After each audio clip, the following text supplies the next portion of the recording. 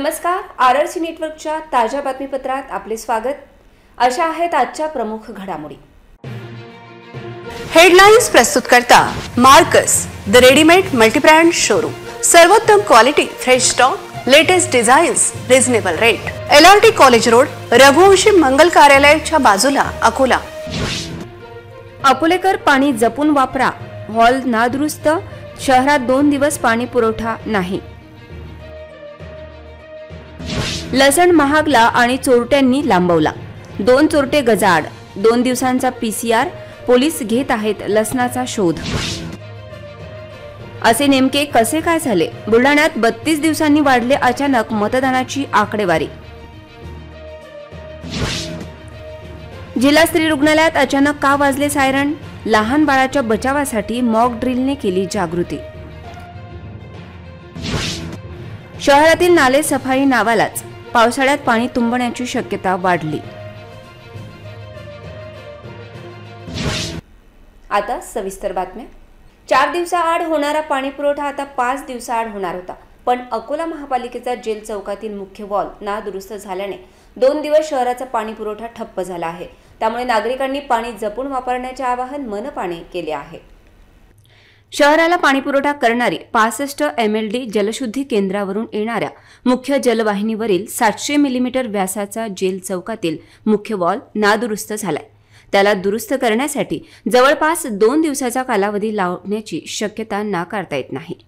शहरातील Keshavnagar, Adarsh colony, Nehru park, Toshniwal layout, railway station परिसर, मराठी शाळा क्रमांक 7, अकोटफैल, गंगानगर, जोगडेकर प्लॉट, लोकमान्य नगर आणि उमरी, मलकापूर व खडकी या जलकुंभांवरून होणारा पाणी पुरवठा 2 दिवस बंद राहणार आहे।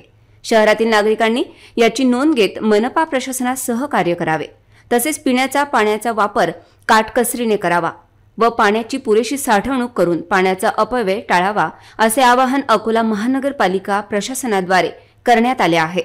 मनपाने त्वरित पाणी पुरवठा सुरळीत करावा अशी मागणी वंचित युवा नेता निलेश देव यांनी केली आहे। यावेळी मनपा आयुक्त तथा प्रशासक डॉक्टर सुनील लहाणे यांनी पाहणी केली असून उन्हाळ्याचे दिवस लक्षात घेता सदरचे काम युद्ध पातळीवर पूर्ण करण्याच्या सूचना दिल्या। यावेळी मनपा पाणी पुरवठा विभागाचे कार्यकारी अभियंता अमोल डोईफोडे, अभियंता शैलेश चोपडे, नरेश बावणे, कैलाश निमरोट, आशिष भालेराव आदींची उपस्थिती होती। अकोला महानगरपालिकेला पाणी पुरवठा करणारी मुख्य पाईपलाईन, आणून येणारी मुख्य पाईपलाईनचा वॉल नादुरुस्त झाल्याने त्याला दुरुस्ती करण्याकरता किमान 2 दिवसाचा कालावधी लागण्याची शक्यता आहे। त्यामुळे अकोला शहरातील नागरिकांनी उपलब्ध असलेले पाणी हे सांभाळून वापरावे। 2 दिवस सर्व शहरातील पाणी पुरवठा हा डिस्टर्ब झालेला असल्याकारणाने असलेल्या पाण्याची काळजीपूर्वक वापरावी ही विनंती अकोला महानगरपालिकेतर्फे करण्यात आली। उन्हाळ्यात भाज्यांचे भाव आधीच गगनाला भिडले आहेत। गृहिणींना कशाची फोडणी द्यावी, कोणती भाजी करावी असा प्रश्न आहे। अशातच चोरट्यांनी लसणाचे 4 कट्टे लंपास केले। अखेर मूर्तिजापूर पोलिसांनी लसण चोरट्यांना गजाआड केले, पण अद्याप 35,000 रुपयांचा लसण मात्र पोलिसांच्या हाती लागला नाही। चोरट्यांना 2 दिवसांचा PCR पोलिसांना घ्यावा लागला आहे। सोमवारी रात्री लसणाचे कट्टे आले होते। सदर माल त्यांनी आठवडी बाजार येथे उतरवला होता। दुसऱ्या दिवशी मंगळवार बाजार असल्याने ते सकाळी हराशीकरिता आले असता त्यांना लसणाचे 4 कट्टे, प्रत्येकी वजन 50 किलो, किंमत एकूण 35,000 रुपये कमी असल्याचे दिसून आले। याबाबत त्यांनी शहर पोलीस स्टेशनला तक्रार दाखल केली होती। शहर पोलीस स्टेशनचे ठाणेदार भाऊराव घुगे यांच्या मार्गदर्शनाखाली तपासाची चक्रे वेगाने फिरवून काही तासाच्या आत सदर चोरीचा छडा लावला। सदर घटनेतील आरोपी दानिश उर्फ राजा फिरोज खान, इम्रान खान, नासिर खान दोन्ही राहणार नवीन घरकुल असे 2 चोरट्यांना गजाआड करण्यात आले, तर एक चोरटा फरार आहे। यातील आरोपी दानिश उर्फ राजा फिरोज खान याच्यावर यापूर्वी मोटरसायकल चोरीचा गुन्हा दाखल आहे। लसण चोरटे गजाआड झाले असून आता भविष्यात भाज्या देखील चोरीला जाण्याची शक्यता वाढल्याने शेतकरी मात्र हैराण झालाय। 35,000चा लसणाचा एक गठ्ठा चोरट्यांनी दिला नाही, त्यामुळे त्यांचा PCR घेण्यात आला असून लसणाच्या शोधात मूर्तिजापूर पोलीस आहेत। दुपारी 2 वाजता फिर्यादीनामे माणिकराव खरोळकर व्यापारी यांनी रिपोर्ट दिला की त्यांचे 4 कट्टे मूर्तिजापूर आठवडी बाजारातून 27/5/24/21 ते 28/5/2024 5 वाजता दरम्यान कोणतरी अज्ञात इसमाने चोरून गेले. त्यावरून पोलिसांनी इथे गुन्हा दाखल केला. गुन्हा दाखल केल्यानंतर तात्काळ DBची टीम त्याचप्रमाणे PSI सूर्यवंशी यांना तपास कामी रवाना केले. मुखबिरला माहिती घेऊन 2 आरोपी यामध्ये ताब्यात घेतलेले आहेत. यामध्ये दानिश उर्फ राजा फिरोज खान वय 25 वर्ष आणि इम्रान खान नासिर खान दोन्ही नवीन घरकुल वस्तीतले आहेत. सुरुवातीला एक कबूल होत नव्हते, परंतु पोलीस भाषेत त्यांना विचारल्यानंतर त्यांनी गुन्ह्याची कबुली दिली. यामध्ये दानिश उर्फ राजा याच्यावर मोटरसायकल चोरी, जनावर चोरी, कोंबड्या चोरी यासारखी गुन्हे दाखल आहेत. यामध्ये अजून एक आरोपी फरार आहे. या गुन्ह्यामध्ये आरोपीने कोणते वाहन वापरले, सदरचा माल कुठे विकला, कोणाला विकला, तो पण तपासात आपल्याला माहिती मिळवून आहे. आणि वृत्तपूर्वपणे ज्या काही चोऱ्या झाल्या त्यामध्ये यांचा याच्यात काही सहभाग आहे का याची सखोल आपल्याला तपास करणे आहे. सध्या आरोपी अटकेत आहेत. मतदानाची वाढलेली टक्केवारी आणि त्यावरून देशभरात सुरू असलेली चर्चा पाहता बुलढाण्यात एका मतदान केंद्रावर मतदानात वाढ झाल्याची माहिती समोर आली आहे. दुसऱ्या टप्प्यात येथे मतदान झाले आणि तब्बल 32 दिवसांनी त्यात 50 मते शिल्लक सापडली आहेत. त्यामुळे आता पुढे काय होणार याकडे सर्वांचे लक्ष लागले आहे. दुसऱ्या टप्प्यात 26 एप्रिल रोजी बुलढाणा लोकसभेसाठी मतदान पार पडले. मतदानानंतर EVM मशीन्स बुलढाणा येथील स्ट्रॉंग रूममध्ये सुरक्षित ठेवण्यात आले आहेत. मात्र आता 32 दिवसानंतर एका मतदान केंद्रावर मतदानात वाढ झाली. ही बाब कागदपत्रांची आकडेमोड करीत असताना बुलढाण्याचे जिल्हाधिकारी आणि निवडणूक अधिकारी यांच्या लक्षात आले. प्रत्यक्षात मतदान सुरू होण्यापूर्वी मॉक पोलिंगमध्ये 50 मते तपासून पाहावी लागतात आणि नंतर त्यांना डिलीट करावे लागते. त्यानंतरच मतदानाला सुरुवात होते. पण असं न होता नजरचुकीने मतदानाला सुरुवात करण्यात आली. त्यामुळे या एका EVM मशीनमध्ये 50 मते जास्तीची आल्याचे समजले. मारोळ मतदान केंद्रासंदर्भात घडलेली ही बाब त्यांनी राजकीय पक्षांच्या निदर्शनास आणून दिली आणि आता संपूर्ण मतदान मोजणी झाल्यानंतरच सर्वात शेवटी मारोळ येथील मतांची गणना होणार आहे, अशी प्रतिक्रिया निवडणूक निर्णय अधिकारी तथा जिल्हाधिकारी डॉक्टर किरण पाटील यांनी दिली आहे. जळगाव जामोद मध्ये मारोळ 86 या पोलिंग स्टेशनवरती आपण जे काही मॉकपोल जे काही घेतलेलं आहे त्या मॉकपोलमध्ये आपण 50 मतं टाकण्याची पद्धती आहे. मॉकपोल झाल्यानंतर कंट्रोल युनिट मधली आपण ते मतं क्लिअर करत असतो, क्लिअर बटन दाबून, आणि मग प्रत्यक्ष मतदानाला आपण ते सुरुवात करत असतो. परंतु त्यावेळेला मॉकपोल झाल्यानंतर मॉकपोलची 50 मतं टाकल्यानंतर ते क्लिअर हे बटन ऑपरेट न झाल्यानं त्याच्यानंतर किंवा ते प्रेस न झाल्यामुळं किंवा न केल्यामुळे त्याच्यामध्ये ॲडिशनल 50 मतं त्याच्यामध्ये जास्तीची आहेत. परंतु ती 50 मतं जी मॉकपोलची आहेत, प्रात्यक्षिकासाठीची मतं जी केलेलं होतं मतदान, तर त्याची नोंद कोणत्या कॅन्डिडेटला आपण किती किती दिले आहेत त्या 50 मतांपैकी ती आपल्याकडे आहे. आणि काउंटिंगच्या वेळेला एकूण जे काही मतदान झालं असेल त्यातून ते 50 मतं ज्याला ज्याला दिलेले आहेत ती वजा करून त्यानंतर उरलेली मतं आपण ती काउंट करणार आणि विचारात घेणार आणि त्याप्रमाणेच आपण ते निकालासाठीची आपण प्रक्रिया पूर्ण करणार. या पद्धतीची ही एक स्टँडर्ड प्रॅक्टिस आहे आणि तशा पद्धतीच्या गाईडलाईन्स देखील आहेत. काही वेळेला ते बटन जे आहे, क्लिअर बटन जे आहे, काही वेळेला चुकून प्रेस करायचं राहतं किंवा काही वेळेला प्रेस करूनही प्रेस झालं असं वाटतं परंतु ते प्रेस झालेलं नसतं. अशा वेगळ्या कारणामुळं जर का ते मॉकपोल क्लिअर झाला नसेल आणि ही सगळी प्रक्रिया ही पोलिंग एजंटच्या उपस्थितीमध्येच होते त्यामुळे त्याच्यामध्ये कुठलाही काही प्रॉब्लेम नाही. काउंटिंगच्या वेळेला देखील काउंटिंग एजंटच्या समोरच त्याच्या पद्धतीची ही प्रक्रिया पार पडली जाणार आहे.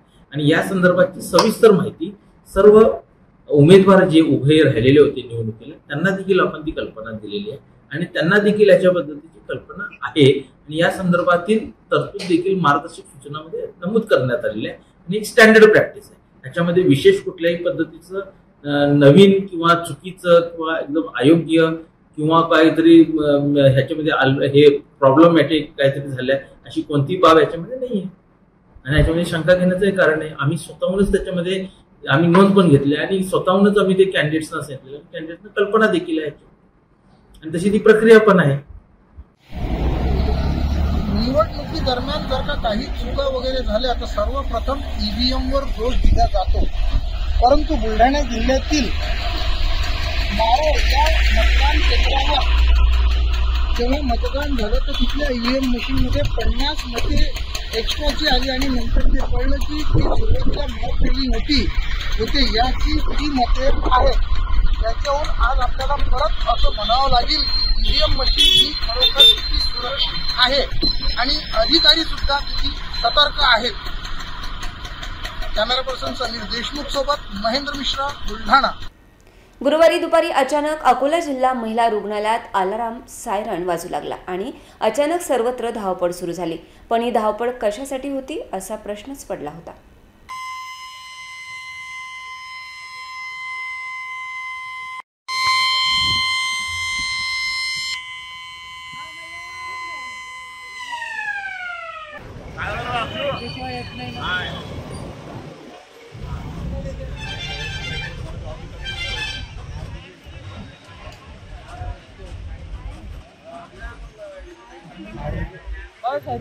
काही वेळातच जिल्हा महिला रुग्णालयाच्या SNCU कक्षासमोर एकामागून एक अग्निशमन दलाच्या गाड्या येऊ लागल्या. हे पाहून आत काही मोठा अपघात झाला असावा अशी भीती उपस्थित सर्व रुग्ण आणि त्यांच्या कुटुंबियांमध्ये निर्माण झाली. पण नंतर समजले की हॉस्पिटलमध्ये आग लागली, तर त्यावर नियंत्रण मिळवण्यासाठी मॉक ड्रिल केले जात आहे आणि त्यासाठी नुकतेच दिल्लीतील बेबी केअरमध्ये 7 नवजात बालके आढळून आली. केंद्रातील ऑक्सिजन सिलेंडरच्या स्फोटामुळे लागलेल्या आगीत मृत्यू झाला. त्यामुळे सुरक्षेच्या दृष्टिकोनातून जिल्हा महिला रुग्णालयात मॉक ड्रिल घेण्यात आले. त्यात दाखल झालेल्या बाळाचा जीव कसा वाचवायचा, SNCU ऑक्सिजन सिलेंडर नियमितपणे कसे बदलायचे, हॉस्पिटलमध्ये लावलेल्या अग्निशमन उपकरणांचा वापर कसा करायचा, आपत्कालीन मार्गाने कसे बाहेर पडायचे आदींची माहिती SNCU मध्ये कार्यरत असलेल्या सर्व डॉक्टर्स आणि परिचारिकांना देण्यात आली. SNCU युनिटमध्ये स्पेशली माहितीचा आणि ॲक्च्युअल डेमो, जसं नाही आहे आग लागली या काही घटना घडली तर आपण नाही त्वरित काय केलं पाहिजे त्याचं नाही आम्ही एक डेमो म्हणून, ट्रायल म्हणून, माहिती म्हणून नाही त्याची नाही आम्ही एक ट्रायल घेतली. प्रत्येक कर्मचारी जे CS पासून आमचे सिक्युरिटी गार्डपर्यंत त्याचं नाही सहभाग घेतलं आणि अशी काही घटना जसं नाही दिल्लीला घडली, एक गुजरातला नाही SNCU युनिटमध्ये जे घटना घडलेली आहे त्याला समोर ठेवून आम्ही आमच्याकडे जे काही सिस्टीम आहे ते सजग आहे का, ते ॲक्टिव्ह आहे का आणि ते सफिशियंट आहे का ते आम्ही पाहिलं. आणि मला विश्वास आहे की अशी काही हे हॉस्पिटलमध्ये घटना घडणार नाही. कारण काय, इथे जितके अधिकारी, कर्मचारी, डॉक्टर्स एकदम अलर्ट आहे आणि जे सिस्टीम लागलेली आहे ते पण ॲक्टिव्ह आहे. आमचे जे सिटी न्यूजचे जे बंधू आहे त्यांनी पण चांगल्यापैकी इथे परिश्रम घेतलं आणि मोटिवेशनमध्ये भाग घेतला. मी त्यांचं पण आभारी आहे. आज SNCU मध्ये आमच्या बेबीजचा इव्हॅक्युएशन प्लॅन म्हणजे दिल्लीत जी घटना घडली त्याच्या अनुषंगाने आमची पूर्वतयारी नेहमीच असते, परंतु आज ॲक्च्युअल म्हणजे SNCU मध्ये जाऊन बेबीजला कसं इव्हॅक्युएट करता येईल आपल्याला याचा पूर्ण प्लॅन आम्ही म्हणजे आमचा रिवाईज करून घेतला. सोबतच आम्ही आज आपल्या अकोला जिल्ह्याचे फायर ऑफिसरांना सुद्धा बोलवलेलं आहे. त्यांनी सुद्धा आम्हाला याबाबत भरपूर मार्गदर्शन केले आणि भविष्यात जर आमच्याकडे घटना घडली तर आमची चांगल्या तऱ्हेनं तयारी राहील याच्याकडे आम्ही आज स्टाफचं ओरिएंटेशन आणि आमच्या सर्वांचं काही त्रुट्या जर असतील आमच्या फायर फायटिंग सिस्टीममध्ये तर ते आज सोडवण्याचा प्रयत्न केला. पुणे येथील अपघाताच्या रात्री पोलिसांना कोणत्या तरी मंत्र्याने फोन केला होता. तो मंत्री कोण अशी विचारणा वंचितचे नेते प्रकाश आंबेडकर यांनी केली आहे. तर अकोल्यात आंबेडकर यांनी जिल्हाधिकारी यांची भेट घेत कपाशीच्या बियाण्याची उपलब्धता सुनिश्चित करण्याची मागणी केली. पुण्यात वाहन चालकांचा निष्काळजीपणा आहे, त्यालाही कुठेतरी कडक शिक्षा केली पाहिजे. कारण आईबापांची मुलांवर कोणतेच नियंत्रण राहिले नाही असे एकंदरीत दिसते. त्यामुळे कडक कायदा येणे आवश्यक आहे. अल्पवयीन असो की प्रौढ, त्या संदर्भात कडक कायदा येत नाही. या प्रकाराला आळा बसणार नाही असे मत आंबेडकर यांनी व्यक्त केले. तर अकोल्यात कपाशीच्या बियाण्याचा कृत्रिम तुटवडा पाहता कपाशीचे बियाणे उपलब्ध करून देण्याची मागणी जिल्हाधिकाऱ्यांकडे वंचित नेते प्रकाश आंबेडकर यांनी केली आहे. जे काही नियोजन झालं होतं त्या नियोजनमधलं असणारं यावेळेस कापसाचा पेरा वाढेल हे माहीत असूनही ते लक्षात न घेतल्यामुळे मागची जी डिमांड होती तेवढी डिमांडसुद्धा आज फुलफिल होत नाही अशी परिस्थिती आहे. तेव्हा नियोजन जे आहे ते नियोजन पूर्णपणे फेल्युअर झालेलं आहे हे त्या ठिकाणी दिसतं.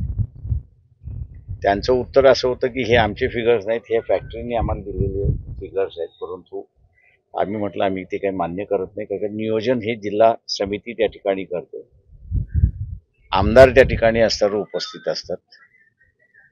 तेव्हा आमदारांनी नेमकं असणारं डिमांड किती मागच्या वर्षाची धरून ठेवली की न धरून ठेवली हा त्याच्यातला असणारा एक भाग आम्ही असणारा त्या ठिकाणी मानतो. PKV बरोबर सुद्धा आम्ही असणारं बोललो. आम्ही स्वतः PKVशी असणारा कॉन्टॅक्ट केला होता आणि PKVच्या असणाऱ्या कॉटन रिसर्च सेंटरला असणारं मी त्या ठिकाणी विचारलं होतं की याची इक्विव्हलंट व्हरायटी आहे का. तर PKVतले कुठलेही अधिकारी ह्याची इक्विव्हलंट व्हरायटी कुठली आहे हे सांगायला तयार नाहीत अशी परिस्थिती आहे.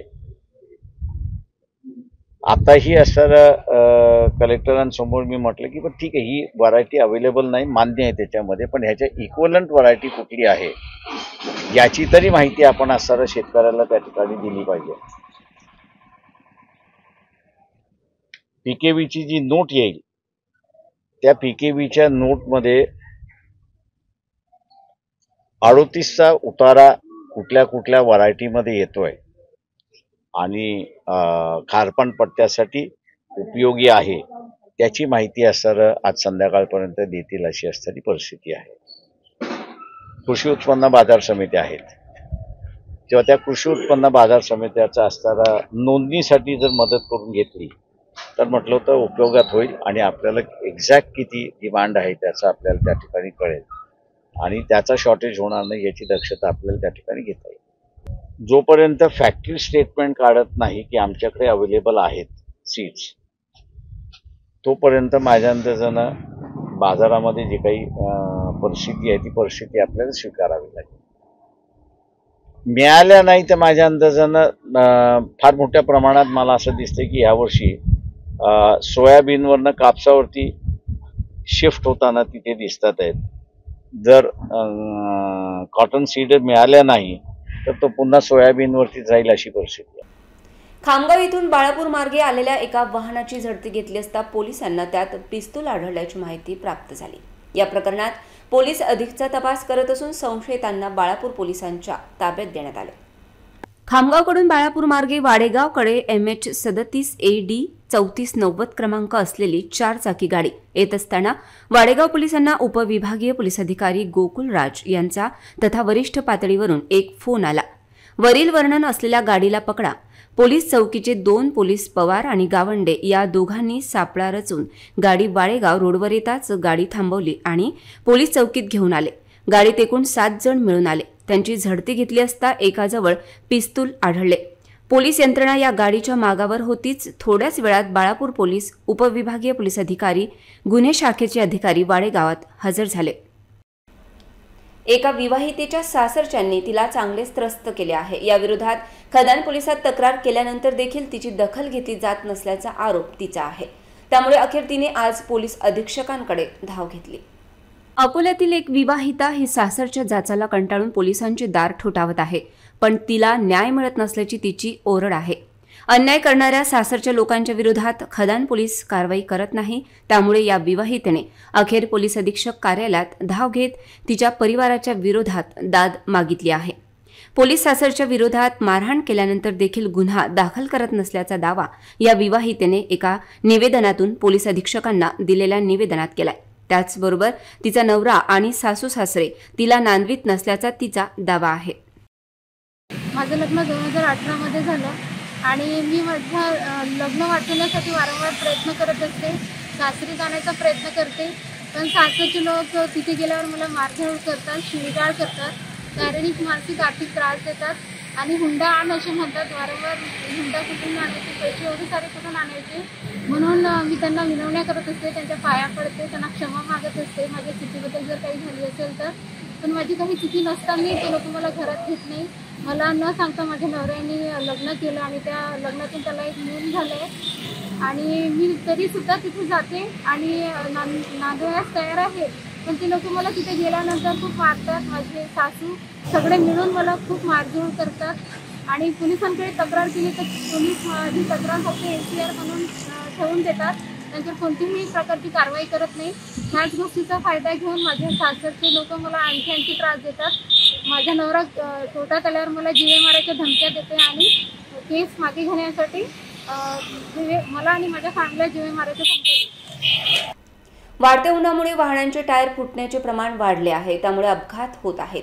वाहन चालकांनी दर्जेदार टायर वापरण्याची गरज असून प्रवासात टायर थंड होण्यासाठी काही वेळ गाडी थांबविण्याची गरज व्यक्त केली जात आहे. अकोला जिल्ह्यात उन्हाळ्यात तापमान 45°C वर पोहोचले, त्यामुळे सर्वच रस्ते गरम होत आहेत. या उष्ण रस्त्यांवर वाहनांची टायर फुटल्याने वाहनांच्या अपघातात वाढ झाली आहे. गाड्यांचे टायर फुटल्याने अपघातात वाढ झाली आहे.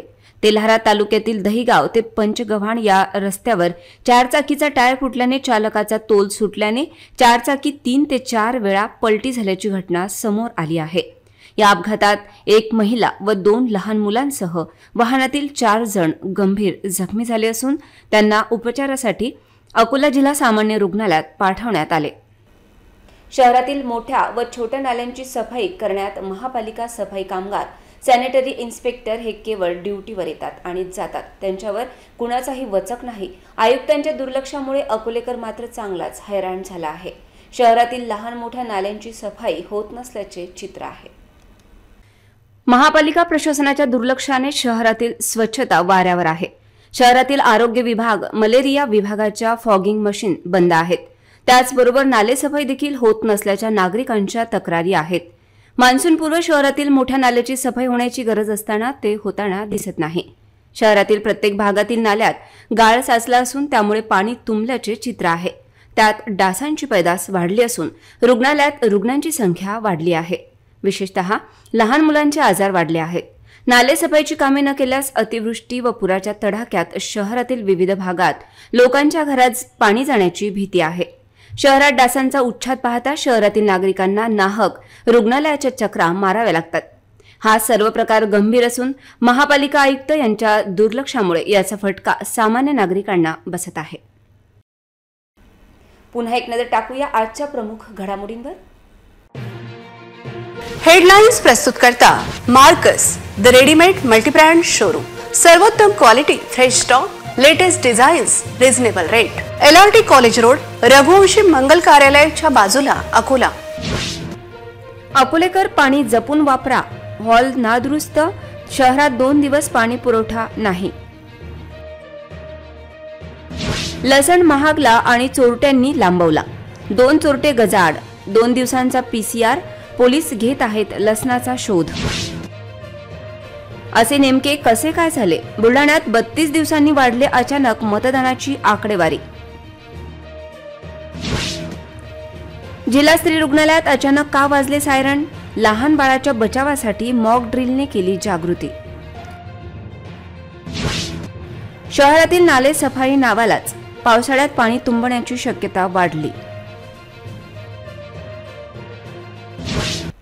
बातम्यांसाठी तुम्ही पाहत रहा RRC न्यूज. यूट्यूब चॅनलवर तुम्ही पण लाईक आणि सबस्क्राईब करा RRC डिजिटल अकोला हे यूट्यूब चॅनल. जगभरात कुठेही पहा RRC डिजिटल अकोला. पुन्हा भेटूया ताज्या बातम्यांसह, नव्या घडामोडींसह, नव्या बातमीपत्रात. तोवर नमस्कार.